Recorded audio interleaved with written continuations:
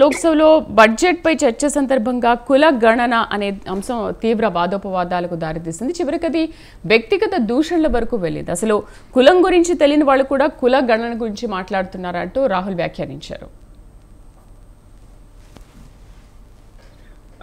రాహుల్ వ్యతిరేకంగా అనురాగ్ ఠాకూర్ వ్యాఖ్యానించారు. అవునండి, యాక్చువల్లీ భారత రాజకీయాలు ఒక విచిత్రమైన పరిస్థితిలో ఉన్నాయి. ఏంటంటే అభ్యర్థుల ఎంపిక దగ్గర నుంచి అన్నీ కూడా కులం ప్రాతిపదికనే జరుగుతాయి.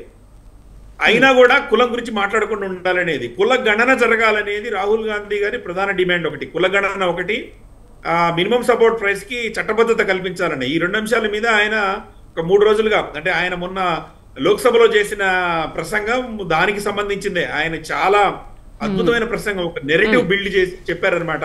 పద్మవ్యూహం, చక్రవ్యూహం, అందరూ ఎట్లా ఇరుక్కొని ఉన్నారు అనేది, కులగణన అనేది చాలా ఇంపార్టెంట్ అంటూ ఆయన మహాభారతంలో ఒక ఘట్టాన్ని అద్భుతంగా వివరించారు.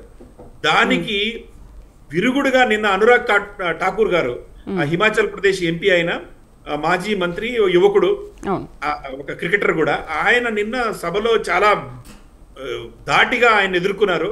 పద్మవ్యూహం అని, చక్రవ్యూహం అని అంటున్నావు నాయన, అసలు భారతదేశానికి సంబంధించిన పద్మవ్యూహం ఏంటంటే కాంగ్రెస్ అప్పటి మీ తాతగారు, మీ నాయనమ్మ గారు, మీ వాళ్ళే, మీ నాన్నగారు, మీ అమ్మగారు అందరని ఆయన పెద్ద లిస్టు చదివారు. చదువుతూ హల్వా పంచి పెట్టడం గురించి కూడా కామెంట్ చేశారు అనురాగ్ ఠాకూర్. తర్వాత మాటలో మాటగా ఆయన ఒకటన్నారు ఏంటంటే, కులము వాళ్ళది ఏ కులమో తెలియని వాళ్ళు కూడా కులగణన గురించి మాట్లాడుతున్నారేంటి అధ్యక్ష అని అన్నారు. ఆయన ఉద్దేశం ఏంటంటే, ఇందిరాగాంధీ గారు ఒక పార్సీని పెళ్లి చేసుకున్నారు, రాజీవ్ గాంధీ గారు ఒక క్రిస్టియన్ పెళ్లి చేసుకున్నారు, కాబట్టి ఈయన క్యాస్ట్ ఏంటనేది ఇది అన్యాపదేశంగా మాట్లాడారు. కానీ ఇది చాలా చర్చకు దారితీసింది. అఖిలేష్ యాదవ్ గారు కూడా చాలా విరుచుకుపడ్డారు.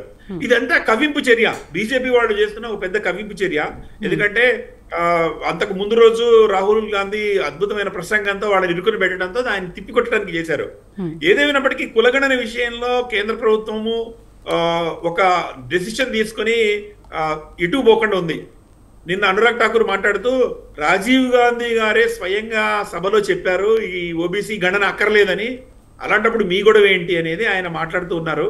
ఏదేమైనా కులాల గురించి, మతాల గురించి ఈ బడ్జెట్ సమావేశాల్లో చర్చ జరగడం, బడ్జెట్కు సంబంధించిన పద్ధతుల గురించి చర్చ జరగకుండా పక్కదోవ బట్టి పెద్ద అప్రాముఖ్యమైన ప్రజల జీవితాలని పెద్దగా ప్రభావితం చేయలేని అంశాల మీద చర్చ జరగడం అనేది కొద్దిగా బాధాకరమైన విషయం, అవాంఛనీయం అండి.